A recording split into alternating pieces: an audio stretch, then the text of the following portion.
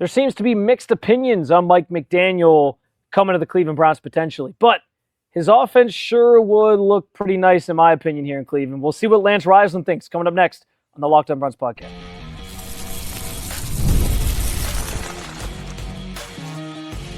You are Locked On Browns, your daily Cleveland Browns podcast. Part of the Locked On Podcast Network, your team every day.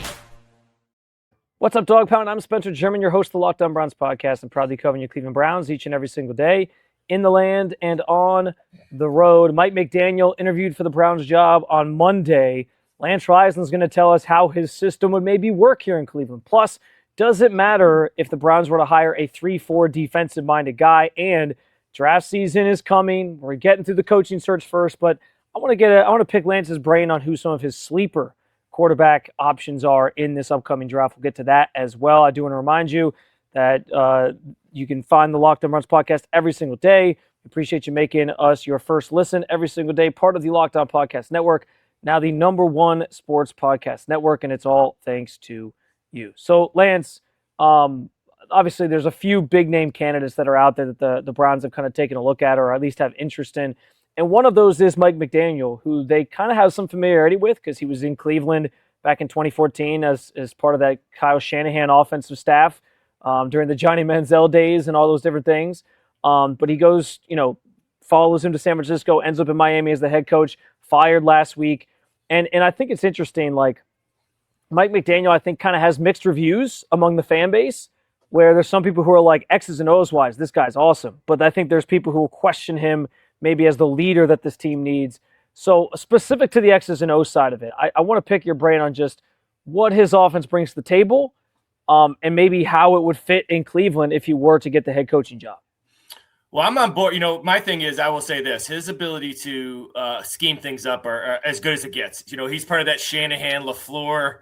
Yeah. So you think about so a couple things you think about. You think about movement and motion, creating a great picture for the quarterback. You think about condensed formations. You think about receivers in the block game. You think about the ability to get the different stuff, space and pace. Now, the one thing that he's kind of gotten away from as compared to Shanahan, he's a little bit more pass happy. He's a little bit more reliant on weather and reliant on timing than I think even Shannon is. But in terms of space and X's and O's and how he breaks down coverages and things he does, it's really pretty impressive stuff. Now, the thing that worries you coming to Cleveland, if you go back when we talked about the Dolphins game, is that he's really relying on everything being perfect. You got to have great receivers.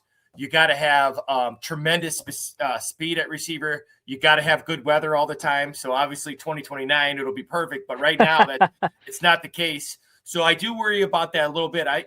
In terms of his leadership ability, it's kind of blown out of proportion. It's to me, it's similar to like a Shedeur Sanders, where a lot of it's hearsay, right? So he wears joggers. So I don't know. He doesn't seem like he's a guy who gets in Lance, trouble. I know you like wearing joggers too. So I love my joggers, man. I love my joggers. You know that. So that's my sideline apparel. So I just don't.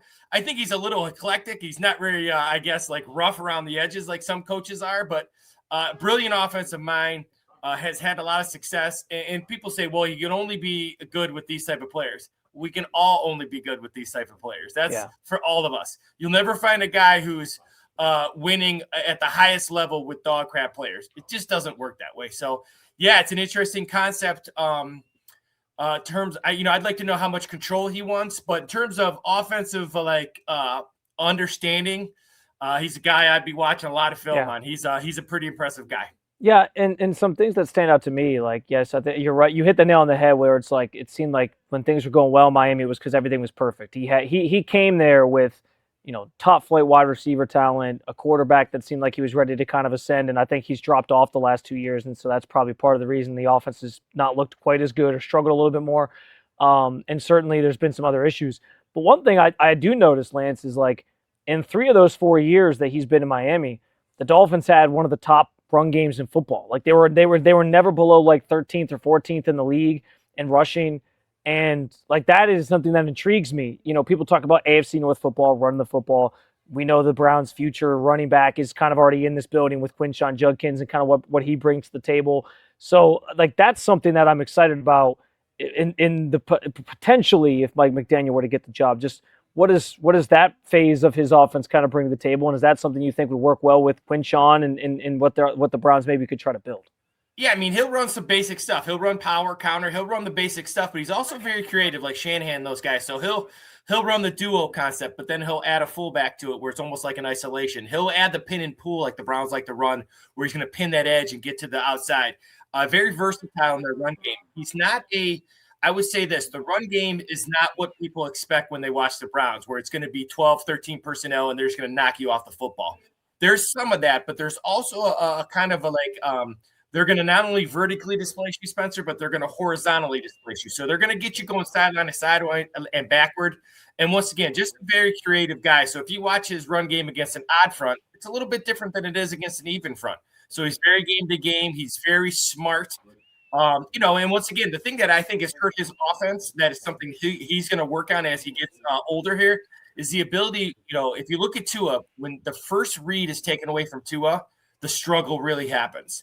So that rhythm, timing, pace, and space, what teams have done is said, we're going to take away the first option and make you get to the second option. And that hasn't been real successful for his offense, him or Tua. Do you think that was more of a Tua thing, or do you think that was more of an offense thing? I think it's more an offense thing. Tua has struggled, but a lot of that comes down to, just how things are designed and everything, a lot of RPOs with Mike McDaniel, a lot of spacing concepts. And what teams are doing is that, the more that teams run RPOs, the more teams that do these timing routes, they're playing more man, they're playing more robber. If you saw like this year against the Browns, people would take that opposite safety and move him down and take away the slants and the over routes and the levels concept. These guys get paid a lot of money to, stop quarterbacks. And that's kind of what's happened. He'll evolve just like Shanahan has. But the idea of everything being on rhythm and pace, teams have taken that away from it. Now, a smart guy like Mike McDaniel will get to the next step, which is going to be, how do I get to the second, third progression? But that's what's hurt their offense. And that's more on the scheme than I think Tua. Tua's taken a little bit of a beating, more than he should have, to be honest with you. With all this said, I know we touched on like the leadership part of this, and I think a little bit of that was overblown, like you sort of said, because I think there was some criticism of Kevin Stefanski, at least from the fan base, that maybe he wasn't holding guys accountable enough. I think you saw Mike McDaniel do that, right? Like Tua wasn't playing well. He flat out said at a press conference, like, if you're hurting the team, we're going to have to try other people, and then he benched Tua. So I think there was some of that going on. I think he's probably a better leader than maybe what people assume. But when you think about Mike McDaniel, he interviews with the Browns this week. Do you think he'd be better suited to be a head coach for this team, or would you like the setup better if it's Mike McDaniel coming in here to be the offensive coordinator? Well, I'm a big believer, just like with Jim Schwartz. I'd love to see him be a coordinator. Not because, the thing that I've always said from high school, college to pro, and personal experience, me going from an offense coordinator to a head coach who was also a play caller, there's so much more on your plate when you're the head coach. All the dynamics, you are now the leader over the organization. So the day in, day out stuff of practice plans, how practice runs, the trainers, injuries, the media, you go on and on and on and on. So the idea that you kind of get taken away from that's part of the normal process. So I would love to see him be an offense coordinator just because he's so brilliant at it, and you don't have to worry about that other stuff. The thing that happens when you become the head coach is you have to put all that other stuff first, and you actually do a lot less football than you'd like to. Well, we know Mike McDaniel is an offensive mind. If the Browns were to hire a defensive-minded coach, I've had this really big overarching question of whether or not they can realistically bring in a guy that runs a 3-4, given their best player's been thriving in a 4-3. I'm going to talk to Lance about that. Does that still matter in 2025, or 2026, I should say now, in the NFL? We'll get Lance's thoughts on it coming up next on the Locked On Browns podcast.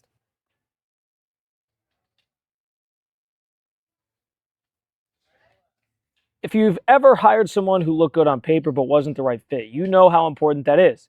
When you want candidates who truly match what you're looking for, trust Indeed sponsored jobs. Hiring Indeed is all you need. Stop struggling to get your job post seen by other sites. Indeed sponsors jobs. Put your post at the top of the page and help you reach the right candidates faster. Indeed, instead of struggling to get your job seen, Indeed sponsored jobs helps your listing stand out as you reach quality candidates faster. According to Indeed data, Sponsored jobs posted directly to Indeed are 90% more likely to report a higher than non-sponsored jobs. Spend more time interviewing candidates who check all your boxes with less stress, less time, and more results using Indeed sponsored jobs. Listeners to this show get $75 of sponsored jobs credit to help give your job the premium placement it deserves at Indeed.com/LockedOnNFL. Just go to Indeed.com/LockedOnNFL right now and support the show by saying you heard about Indeed on this podcast. Terms and conditions apply. Hiring, do it the right way with Indeed. New year, new systems. This is the time when a lot of us look at the messier parts of how we run our businesses and think there has to be a better way. And there is. Streamlining your communications is one of the quickest upgrades you can make. That's the way. That's why today's episode is brought to you by Quo, spelled Quo, the smarter way to run your business communications. Because when your team is reachable, organized, and communicating in one place, you're just working cleaner. You're creating more opportunities to connect with customers. Your whole team can call and text from one shared business number so nothing gets missed. Everyone sees the full conversation thread, which makes replies faster and more personal. It's no surprise Quo is the #1 rated business phone system on G2, trusted by more than 90,000 businesses from solo operators to growing teams. Make this the year where no opportunity and no customer slips away. Try Quo for free plus 20% off your first 6 months when you go to quo.com/LockedOnNFL. That's QUO.com/LockedOnNFL. Quo, no missed calls, no missed customers.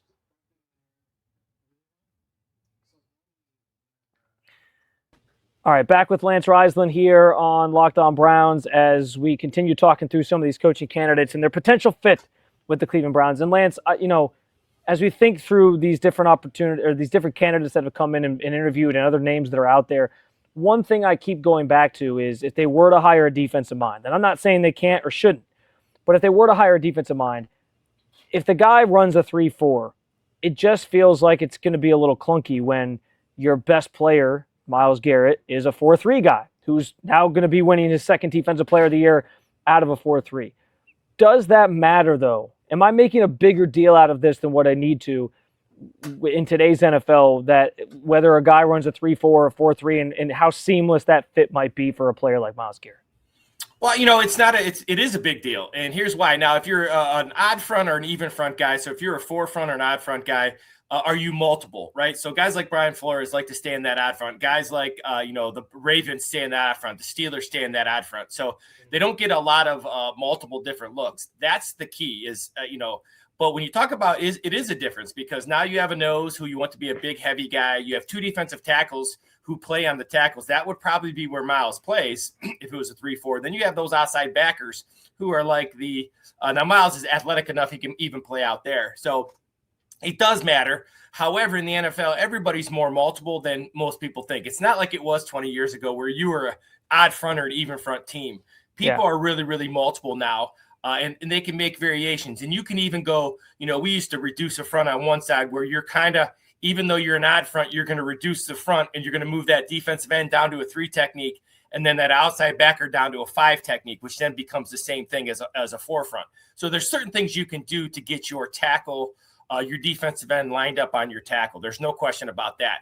However, it's different run fits for your linebackers. It's more than just the off defensive line. It's everybody. And they don't really have the personnel to play that front right now completely. They moved to that front a little bit this year when they went some passing situations and moved Myles down to that DN. So I think it's guys like Flores who have been around, even though he's an out front guy, he can run an even front too. These guys, we all know, you've been around the game as long as these guys have, you can run multiple fronts. And remember, the head coach won't necessarily be the defensive coordinator. And a lot of things carry over in terms of outside in front and contain and things like that. So it can be a bigger issue than some think, depending on if the guy's not very multiple. But I think the guy, who the Browns would bring in would be a little bit more multiple than just straight odd front guys. Yeah, and I'm glad you brought up Flores because, and to be clear, like you obviously you study this stuff a lot more in depth than I have time for. But I as much as I've watched some of these guys, and I watched a little bit of Brian Flores this year with the Vikings on the schedule this year for the Browns, like he does seem to stay in his odd front a little bit more and not But I know somebody like Vance Joseph, for example, in Denver, he runs more of like a very hybrid like 3-4 where he is multiple. And then honestly, like teams are running so many sub packages these days too. It's like there's a lot of nickel. You can't always just stay, like you said, in your baseline sort of front. So I find that interesting as well. But I think like coach to coach, it's a little bit different, and that's why I wonder about a guy like Flores, who hasn't even necessarily been a candidate for the Browns to this point, for what it's worth. But I wonder about that. I wonder about like how that works versus how a Vance Joseph system will maybe work better, and what that kind of looks like. Because I'm gonna be honest, like the last thing I want to see, and I think anybody wants to see, is Myles Garrett out as an end dropping into coverage. That's just not his game. You know, you don't want to see Myles dropping into coverage. So that's why I asked the question. But I think what you allude to there makes a lot of sense. Well, the thing, I would say this: when you lose a head coach like Kevin Stefanski, the first thing I said to you last week, and I've said to a bunch of people in text messages. Unfortunately, not only did the Browns offense lose their offensive coordinator, their head coach, but the chances are that the Browns defense will never be what it is this year in terms of schematics. Yeah. And that's the reality of it. And now the good thing, I wouldn't worry about Myles Garrett because once again, I'm a big players over plays guy. You know that, right? So yeah, he'll be good in any front. The guys you worry about are the guys who have been outstanding because of the scheme they're in. Guys like Devin Bush, guys like Campbell, guys who have been really good because they're in this attack front. Guys like Mike Hall. Mike Hall has to become a two-gap defender. He's not very good inside, right, in that type of defense. So that's what kind of worries you about some of these defensive tackles more than Myles Garrett. Myles Garrett will be good where you put him on the nose, you can stand him up at back, or he can play the outside. It doesn't matter where you put him. He'll be fine. It's the other guys on defense that you'd be really concerned about because this scheme that Schwartz runs is very, very important. And the idea that he could be gone. If he doesn't get the head coaching job, there's a very good chance he's going to be gone. And if he's not gone and they force the new coach to keep him, that's a really bad thing for the new coach. So unfortunately, there's ripple effects when you lose a head coach. And one of the ripple effects is the Browns defense is not going to take a step back, but it's going to look different. So last thought on this specific subject, but do you lean more that the Browns should go offensive-minded coach as the head coach, or do you think a defensive-minded coach makes sense, or maybe promoting Jim Schwartz? There's reasons for both. I think you've seen, like, look at the playoffs right now. There's actually a number of defensive-minded head coaches whose teams are now, making it to divisional weekend. So it's not that it can't be done, but you also run the risk of, if you don't have an offensive-minded coach, you're losing your coordinator all the time, all those different things. But so where do you kind of stand on what direction you think the Browns should go when it comes philosophically to the head coach that they hire? Well, I'm always going to lean towards the offense side of the football because I think defensive guys you can go out there and get, and there's a lot of really good guys, but you got to find the right guy for your offensive scheme. Now, more than that, though, I think the Browns, they need an alpha. They need a guy who's in charge. They need a guy who is the final decision maker. So when you talk about Harbaugh, when you talk about McDaniel, when you talk about these guys who have a little bit of veteran presence, I'm not sure that's the way the Browns are going to go. And I've said this today a lot, that they're not looking for a yes guy, but they're looking for a guy who believes in what they believe in, which is the numbers and the analytics and how to do things. And it doesn't make it wrong. That's just how the Browns run things. But for me, I've always believed that the football coach should have the final say in football things. What happens between the lines should be in charge of the football coach. When you talk about some of these alpha guys, McDaniel, and you talk about Harbaugh, these guys, Jim Schwartz, these guys are going to be in charge, and they're going to be in charge of what players are drafted or have the final say. They're going to have the final say in what schemes are going to be run. They're going to have the final say in who they're picking up and who they're trading. And that's not really how the Browns think. So for me, I would like to see the Browns go with a guy who's going to be in charge, whether he's an offensive guy, a defensive guy. Harbaugh is a CEO type of guy who will go out and get his coordinators. But they need to find a guy who he is making a decision. Because if you're going to get fired, then you should be the guy making the decision. I think that's well said. Lance's perspective on what the coach should bring to the table for the Browns. We get his perspective next. Listen, we know who the top two quarterbacks are potentially going to be in this class. It's Fernando Mendoza, not my Dante two. Moore. Not my two. Well, that's why it's going to be a great segment, because I want to pick Lance's brain on some sleeper quarterback candidates or quarterback options in the upcoming draft. And we'll dissect these guys more for you throughout the process, but I want to at least kind of lay the foundation for some of the guys that Lance has his eyes on beyond those top two. We'll talk about it coming up on the Locked On Browns podcast. Let's be real, no one starts a business for the joy of calculating tax withholdings or managing payroll spreadsheets. That's where Gusto comes in, to take the stress out of payroll, benefits, and HR so you can focus on running your business and supporting your team. Gusto is the all-in-one remote-friendly payroll and HR platform that makes managing your team simple, transparent, and fast. Whether you're hiring, onboarding, or paying employees, Gusto helps you do it all from one place without the hassle of hidden fees. Unlimited payroll runs for one monthly price, which means no surprise charges at the end of the month. Gusto's automated tools like offer letters, onboarding materials, and direct deposits save me hours every week. And knowing you can reach your certified HR experts anytime gives you real peace of mind. Try Gusto today at gusto.com/LockedOnNFL and get 3 months free when you run your first payroll. That's right. 3 months of free payroll at gusto.com/LockedOnNFL.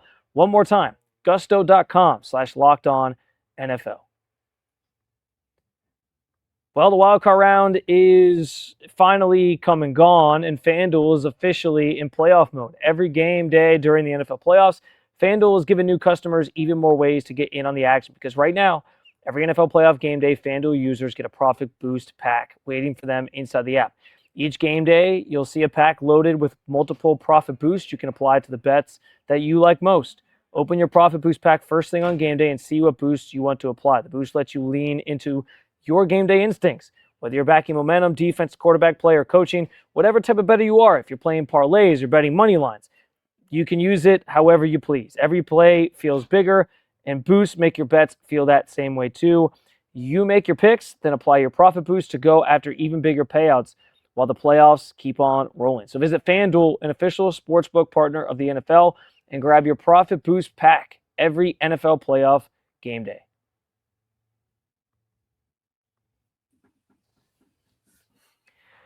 All right, final segment here with Lance Reisland on our Tuesday edition of the show per usual. And I saved a good one for last year, Lance, because, listen, we know what everyone's saying about the quarterback class this year in the draft. It's Fernando Mendoza, Heisman winner, playing for a national championship next week, as we know, and how phenomenal he's been. If Dante Moore decides to come out, which is still unknown at this time, he's likely to be the number 2 guy in most people's lists. Maybe not your list, but that's the beauty of this, is it's subjective, and you do these breakdowns and study the guys as well. So I'm kind of curious, like, as you approach this draft, and this is also important, I think, for the Browns too, because right now the Browns have a quarterback room that's the 2 rookies from this year, Deshaun Watson. I think they're probably going to add another veteran at some point, but like, they theoretically, since they're drafting 6, they might not want to draft one there, but they might draft one later. And so if you're out of range to get those top 2 guys, I'm curious, like, who are some sleeper quarterback options that maybe the Browns are thinking about or other teams are thinking about that you can get maybe later in the first round or second round or day 3 or whatever it might be. I'll let you have the floor to kind of walk us through some of the names that you're sort of are circling as sleeper quarterback options and prospects in this draft. Well, the first guy that everybody's fallen off this year is Garrett Nussmeier. Everybody is, he had a tough year with his coaches, tough year with pass protection. They had a lot of injuries on the offensive line. I'm still very high on Garrett Nussmeier. And once kind of the dust settles and you get into the process of pro days and things like that, I think his stock will rise up again. If you remember him last year, I actually had him really high on my board 2 years ago when he could have came out. So I have not budged on Garrett Nussmeier. I still think he's outstanding. He, for me, is in the same kind of conversation with those top 2 guys in terms of I think he could be really good down the road.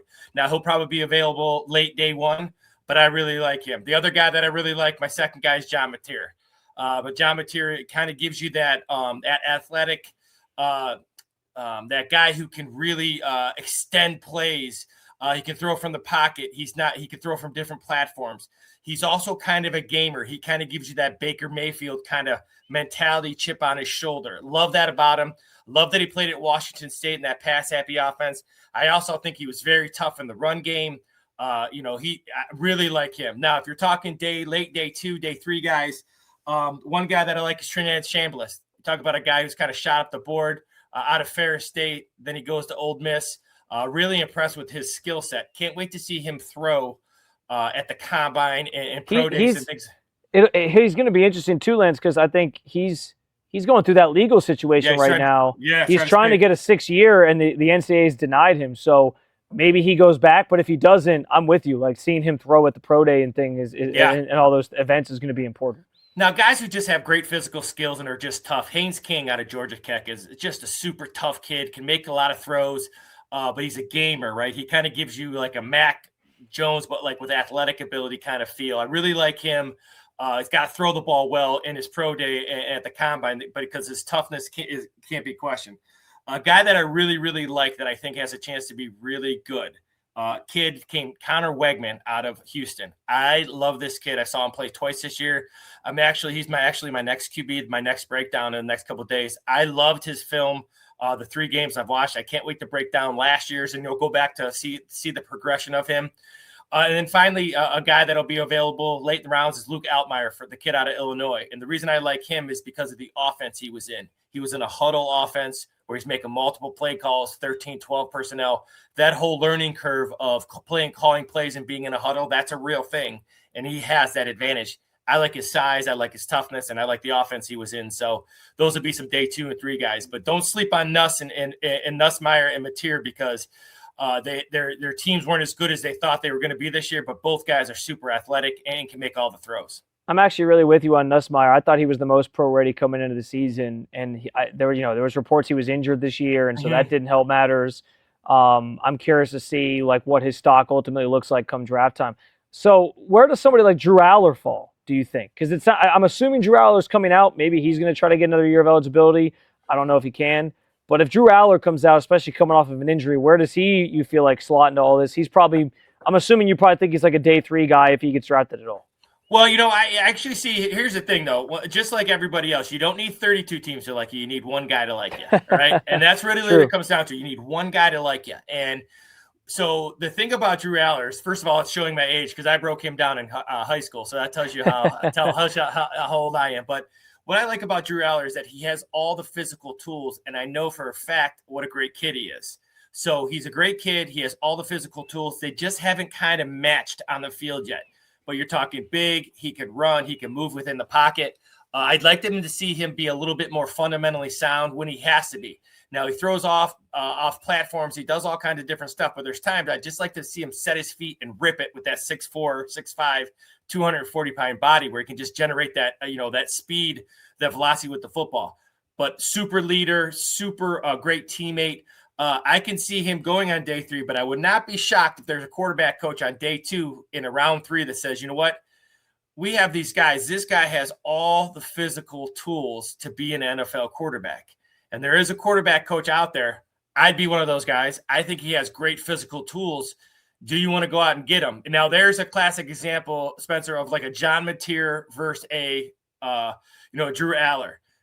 Drew Aller has so many better physical measurements than John Mateer, but Mateer makes more plays right now. But will that be the case when you get to the next level with size and speed? That's why, 20, 30% are usually right when we break down the quarterbacks. The it factor is hard to measure. I think that's really well said.